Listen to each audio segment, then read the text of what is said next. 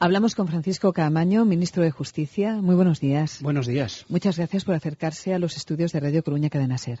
Pues muchísimas gracias por la invitación, porque además está una mañana espléndida aquí en La Coruña. Desde luego que sí. Estuvo en el mitin de arranque de campaña en A Coruña, en un lugar muy importante en el inicio de las campañas electorales del Partido Socialista en la ciudad, el Colegio Curros Enríquez, con Carme Chapón y además arropando al candidato a la reelección por el PSOE, Javier Losada. ¿Cómo ve las elecciones en A Coruña, ministro Caamaño? Pues veo una ciudad que ha tenido durante estos últimos años un magnífico alcalde y que estoy convencido que lo va a seguir teniendo. Y ese espíritu de quien cree en un proyecto de ciudad y ha conectado con los ciudadanos se veía perfectamente en aquel mitin, ¿no? En el apoyo y en el trabajo que ha hecho Javier y sobre todo en quien tiene un proyecto de futuro para una ciudad. En eso tanto Carme Chacón como yo, cuando regresábamos de ese mitin, lo íbamos comentando, ¿no? La buena sintonía que existe entre el alcalde y su ciudad, y es la mejor de las garantías que uno puede tener ante unas elecciones. ¿Y en España cómo las ve, ministro? Teniendo en cuenta además esas encuestas que aún hemos conocido este fin de semana, que siguen hablando de descalabro importante del Partido Socialista. Pues mucho mejor de las que algunos lo ven. El pueblo español es un pueblo muy reflexivo, perfectamente conocedor de los contextos y sabe lo importante que es las elecciones locales para la vida diaria de los ciudadanos y que no está en juego unas elecciones entre Zapatero y Rajoy. Sabe perfectamente que lo que está en juego son sus derechos de ciudadanía más elementales, el transitar por una calle limpia, las recogidas de basura, el tener un centro de día, el tener ayudas de algún ayuntamiento para que sus hijos puedan ir a una escuela de música, puedan tener actividades complementarias, y sabe también perfectamente que para que eso pueda ocurrir en un ayuntamiento es necesario que quienes estén en él tengan ciertos valores vinculados a la defensa del estado del bienestar. Y esos valores no los tiene precisamente la derecha española, que se ha situado en el ultraliberalismo frente a otras fuerzas políticas que acreditamos a diario que sí estamos con la gente.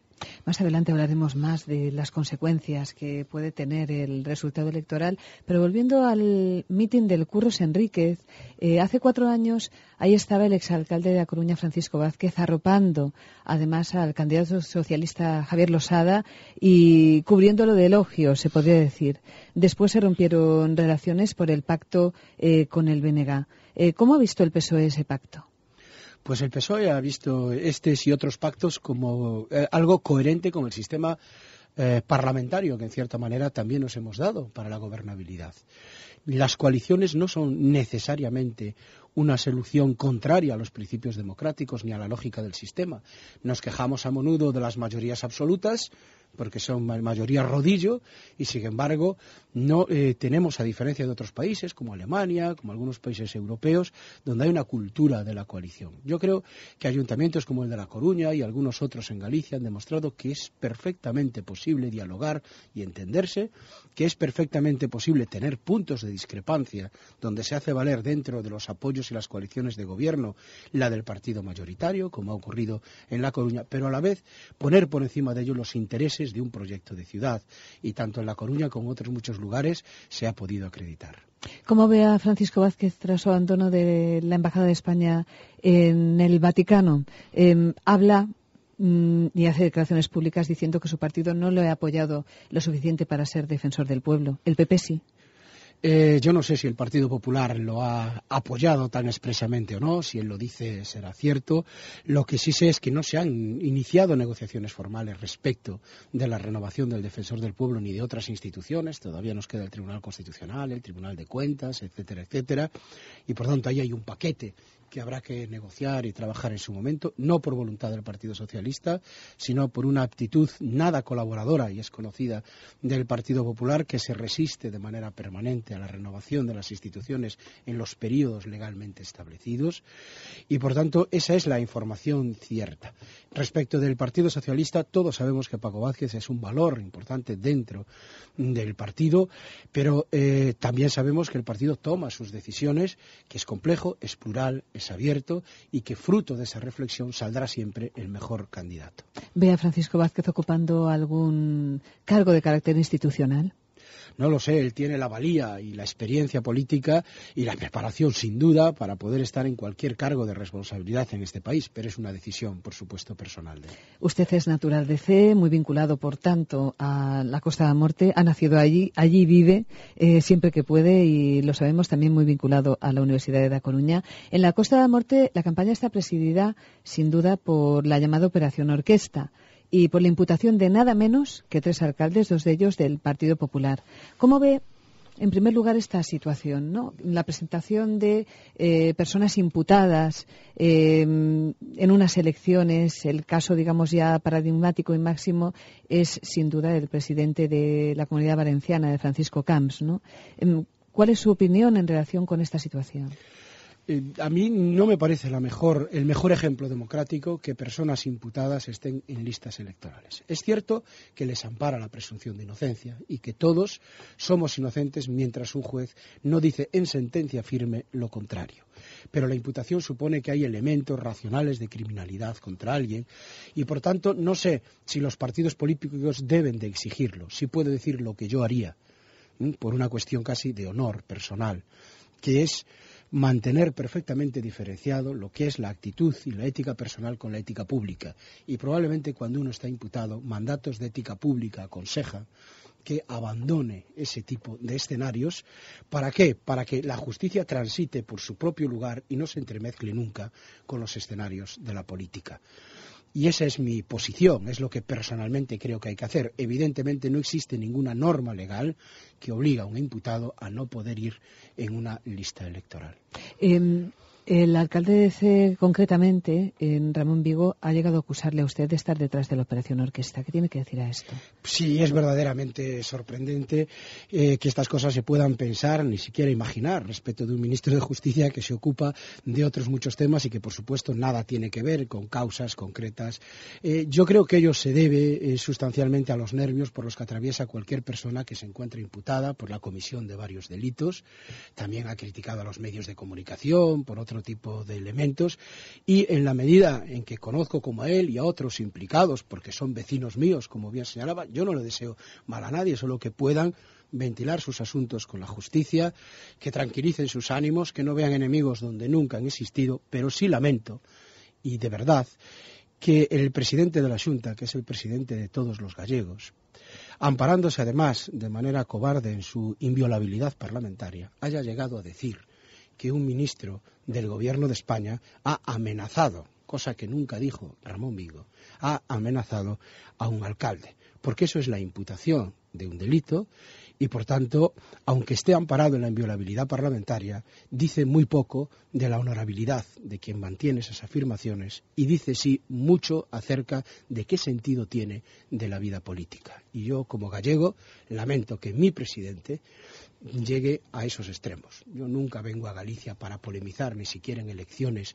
con elementos institucionales. Lo que diga un imputado responda a su mundo, su credibilidad es la que es, está imputado por varias causas y el presidente de la Xunta debe ser, aunque haya elecciones locales, consciente de ello y de la responsabilidad que tienen sus palabras. Sin embargo, no lo ha hecho así y él sabrá por qué. Vamos a hablar de otras cuestiones que tienen que ver con la sociedad en las que nos movemos y que verdaderamente preocupan.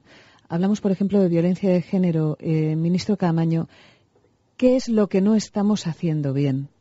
Porque estamos hablando ahora, por ejemplo, de la chica de Córdoba, de la chica de Noya, aún en este fin de semana y en esta mañana. ¿Qué es lo que no estamos haciendo bien? Yo haría una reflexión previa. La violencia de género, desafortunadamente, por desgracia para todas las sociedades democráticas y libres, es un factor que existe en España y fuera de España. En sociedades como Noruega, como Suecia, como Francia, como Alemania. Con una gran diferencia. España ha sido el primer país que ha puesto con valentía, y no es mérito de un gobierno, que es cierto que lo hemos animado, sino de toda la sociedad, con valentía y con arrojo, este tema en la agenda diaria social. Había antes también violencia de género, pero como no teníamos el objetivo ni la atención puesta en estas cuestiones, las mujeres morían como consecuencia de la violencia machista y pasaba casi desapercibido en nuestra sociedad, en datos y en cifras todavía más altas. Al haber puesto el foco ahí, hemos sido conscientes de nuestro problema Y puedo señalar a nuestros oyentes que Europa, con los que como presidente de la Unión Europea de Justicia he tenido esa oportunidad de dialogar con todos los ministros de Justicia, está realmente sorprendida del mérito de España con toda su legislación y el esfuerzo colectivo que ha hecho para hacer algo que ellos no se han atrevido a hacer. Ahora bien, consecuencia de eso es que vemos la realidad de cada día y lo duro que es combatirla. ¿Qué es lo que nos falta? Pues nos falta, sin duda, todavía mucha más cultura frente a la violencia y frente al machismo. Nos falta no solo policía, ni medios, ni pulseras, que todo eso lo hemos puesto. Nos falta una educación profunda después de tantos siglos y siglos de machismo imperando en la sociedad y que tiene precisamente esos resultados tan violentos que ahora apreciamos. Creo que con la ayuda de todos, y es fundamental que las mujeres denuncien desde el primer momento cualquier acoso, cualquier síndrome de violencia en su entorno y lo ponga en conocimiento de las autoridades y que con el esfuerzo de todos denunciando esas conductas, poco a poco iremos combatiendo esta lacra social.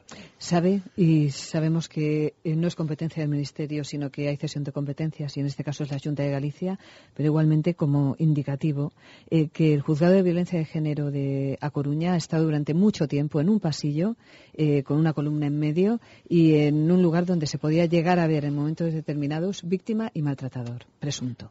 Efectivamente, las infraestructuras judiciales son competencia de la Xunta de Galicia. Nosotros, donde tenemos juzgados en el territorio ministerio, cuando digo nosotros, es decir, lugares no transferidos a otras comunidades, los circuitos entre las personas que asisten a los juicios, las víctimas y los imputados son circuitos aislados, es decir, nunca se cruzan en todo ese recorrido. Nos parece uno de los elementos básicos para poder encontrarnos en un espacio en el que hacer justicia.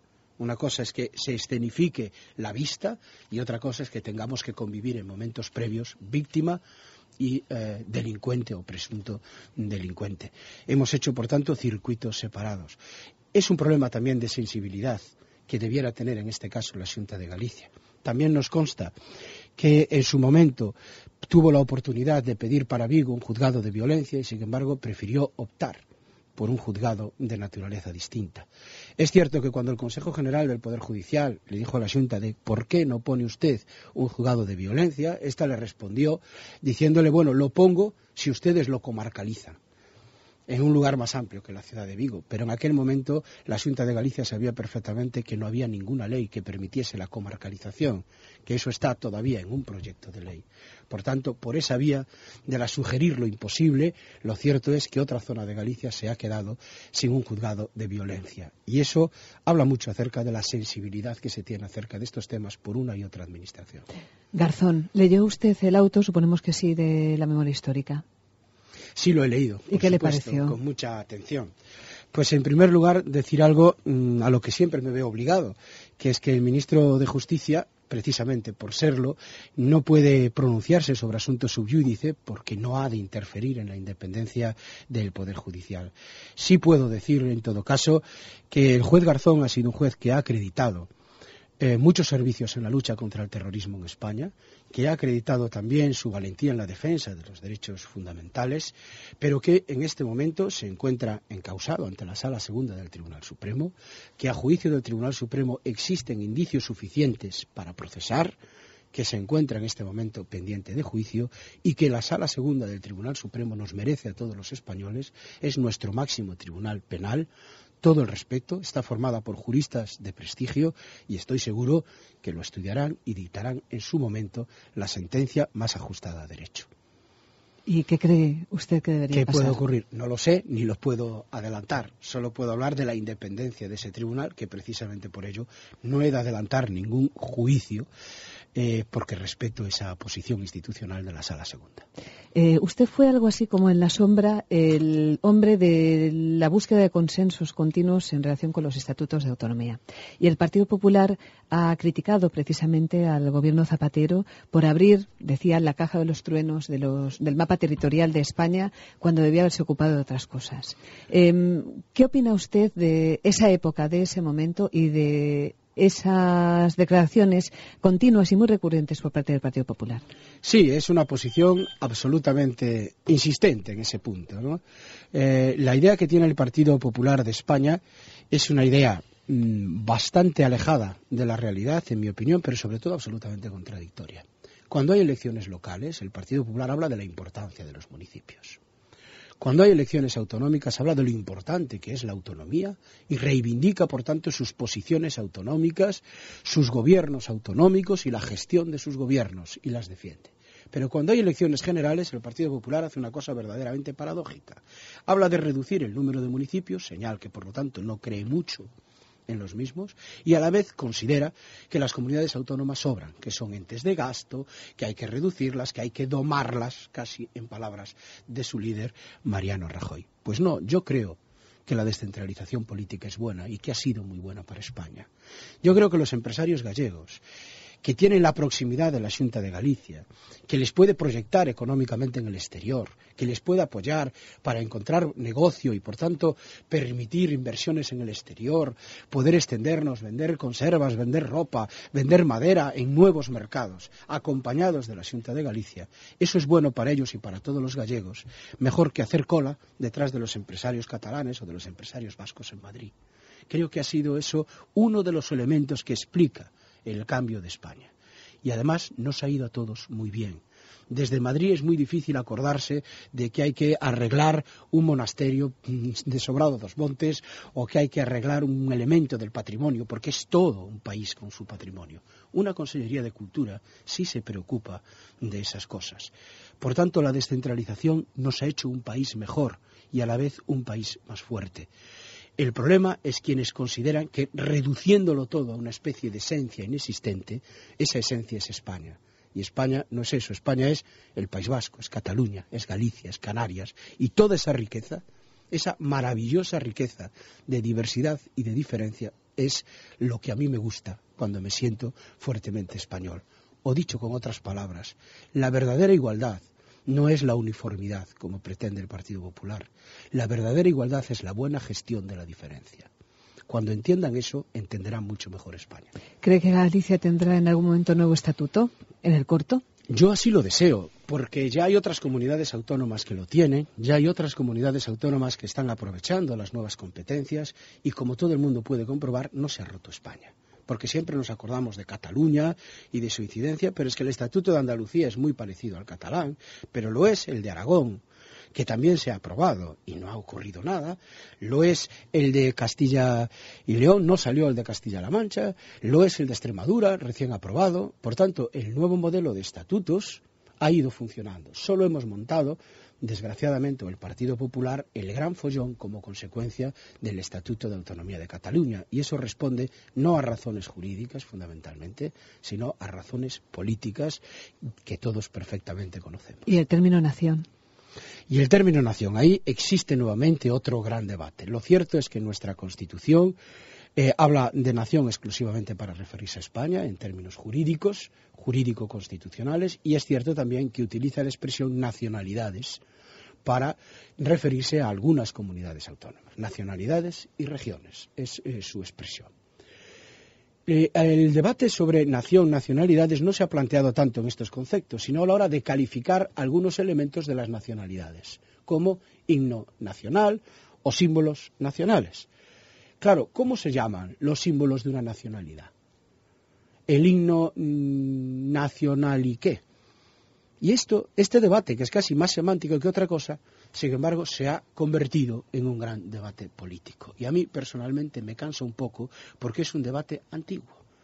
España es un Estado democrático, es un proyecto de convivencia común que puede integrar otros que son diversos, que son plurales, donde hay otras sensibilidades, donde hay otras culturas, y más allá de las palabras, lo importante es eso, y apostar decididamente por eso. Fran Caamaño, hablamos de nuevo de los resultados electorales. ¿Pueden tener alguna incidencia, por ejemplo, una bajada importante del PSOE en Galicia y en un cambio de rumbo del PSOE gallego? ¿Cómo ve usted esa posibilidad, dado que conoce bastante bien el partido en Galicia? Yo creo que no va a tener ninguna incidencia en el Partido Socialista. Sí va a tener una incidencia importante si esto ocurre en la vida diaria de los ciudadanos. Llevamos 2 años de Xunta de Galicia del Partido Popular y hemos todos podido comprobar en el día a día, y voy a ser rigurosamente objetivo, medidas que se han ido adoptando sobre pretexto de la austeridad, entre otras cosas, o de hacer una mejor administración. Pero claro, ahora que muchas familias gallegas viven momentos difíciles como consecuencia de la crisis, han comprobado que donde tenían libros gratis sus hijos no los tienen. Que donde había un seguro para pescadores y mariscadoras ha dejado de existir, que donde había todo un plan de integración ha dejado de existir, y que cuando se nos habla de austeridad había una autovía, la Costa da Morte, por eso me sé bien el dato, que estaba licitada por 540 millones, quiero recordar, y ahora en un ejercicio de austeridad sale en 700 y pico. Por tanto, tener una red en los municipios y en los ayuntamientos de Galicia, que esté próximo a las personas, que dé a nuestros hijos las becas que la Xunta recorta, que dé a nuestros hijos las actividades complementarias que una administración que tiene otra línea de actuación, sencillamente ve las cosas de otra manera, no hace, creo que es fundamental. Y creo además que, como los gallegos lo saben, los socialistas vamos a seguir estando en los ayuntamientos para hacer ese contrapeso a unas políticas que tienen necesariamente que ser compensadas para mantener al menos la calidad de vida que hoy tenemos. ¿Y usted se ve en política en Galicia? Yo en este momento me veo donde estoy, que ya no es poco, en el Ministerio de Justicia, pero por supuesto eso no es incompatible con querer a Galicia, con llevarla dentro, porque soy inescindible de ella, de ayudar en todo lo que pueda a mis compañeros de partido y apoyar a Pachi Vázquez, que creo que lo está haciendo muy bien, y poco a poco apostar por lo que sinceramente creo que es mi ideología, mi forma de entender Galicia y mi forma de entender el mundo. Gracias, Francisco Caamaño, por haber estado en la sintonía de Radio Coruña Cadena SER. Muy buenos días. Muchísimas gracias, muy amable.